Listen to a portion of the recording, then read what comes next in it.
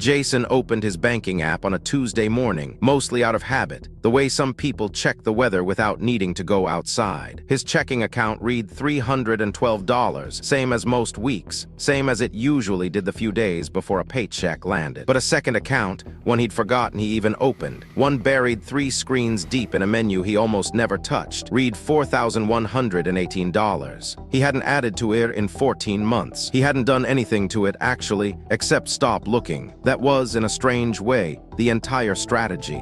This is the story of how that number got there, what it's actually made of underneath the surface, and why the fastest route to your first $10,000 has almost nothing to do with how much you earn, and almost everything to do with what you do after the money lands. My name is Emory, and if you've ever felt like your savings account moves at the speed of continental drift, while your expenses seem to sprint ahead of it without ever slowing down to catch their breath, you're not imagining that feeling, and you're not doing anything uniquely wrong to deserve it. Most advice about building wealth skips straight to complicated strategies before explaining the boring, mechanical first step that makes everything after it possible. So if this helps you finally see exactly where that first $10,000 is going to come from, and why it arrives faster than most people assume, sticking around and subscribing helps you catch the next one of these, because there's a lot more math like this worth understanding, and none of it requires a finance degree to follow. Most people think reaching $10,000 requires either a high income or a lucky break, something that happens to other people who had better circumstances, better timing, or a head start nobody else got. They're completely wrong, and the reason is structural rather than personal, because $10,000 is still a small enough number that consistency outperforms income almost every single time at this stage, which means someone earning a modest,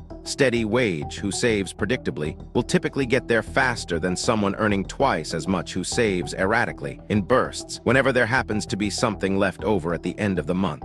The first $100 is, honestly, the hardest part of this entire process, not because of the math involved, but because of the habit being built underneath it. In much the same way the first few minutes of learning an instrument feel clumsy and unrewarding, even though nothing about that early, fumbling stage predicts how the later stages will actually feel. By roughly the 2-week mark, if someone sets aside about $80 a week from a typical full-time income, that first $100 has already arrived, and almost none of it comes from growth. Essentially, all of it comes directly from contribution, because at this stage, the snowball hasn't started rolling downhill yet. It's still just packed snow sitting motionless at the top of the hill, waiting for enough mass to move on its own. By around month 3, at that same steady pace, the account crosses $1,000, and here the two numbers begin to separate slightly for the first time, roughly $980 coming from contributions and about $20 coming from growth, which sounds unremarkable, and it is deliberately so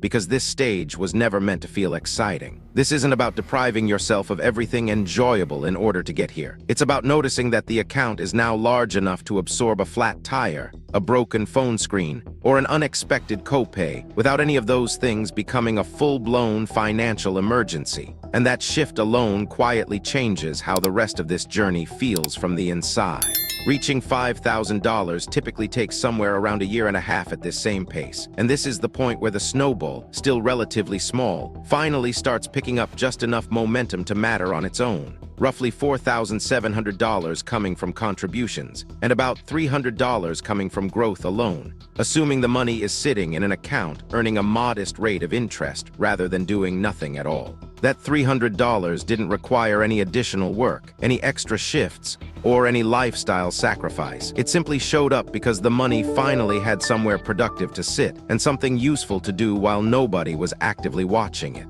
$5,000 also happens to be roughly the point where many people can cover a full month of essential expenses if something goes seriously wrong, which is a quieter, less dramatic kind of freedom than most people expect it to feel like when they first imagine reaching it.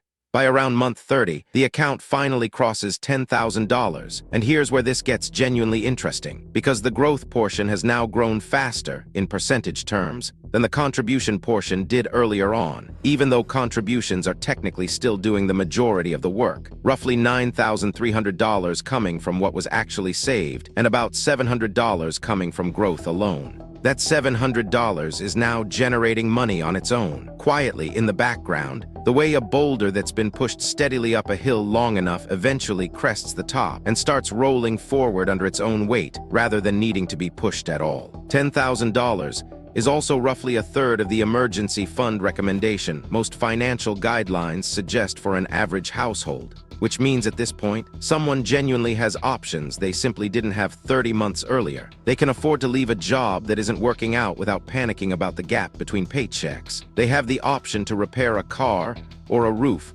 without reaching for a credit card to cover it. Someone might reasonably ask what happens if the market drops right, as this money is finally starting to grow on its own. It's a fair concern, and if that money is sitting in something tied to market performance, a downturn does genuinely reduce its value temporarily. That part of the concern is real and shouldn't be minimized or waved away. But at this particular stage, most of the $10,000 is still coming from new contributions rather than accumulated growth, which means a downturn mostly just means new deposits are buying in at a lower price than before. Not that years of progress are being erased overnight. And historically, people who kept contributing steadily through downturns at this early stage tended to come out ahead of people who paused or pulled their money out entirely. So when we come back to Jason's $4,000 account, the one he had genuinely forgotten existed, the answer was never really about a lucky, forgotten stash of money. It was about the underlying mechanism of contributing consistently and then simply getting out of the way and letting it work. The real requirement here was never a large income. It was patience applied to a small, unremarkable, almost boring habit, which runs directly against the instinct most people have toward wanting the number to move faster than it's actually built to move. The math doesn't reward urgency, and it doesn't punish anyone for starting a little later either. It simply keeps working, quietly and without fanfare, for as long as someone is willing to let it.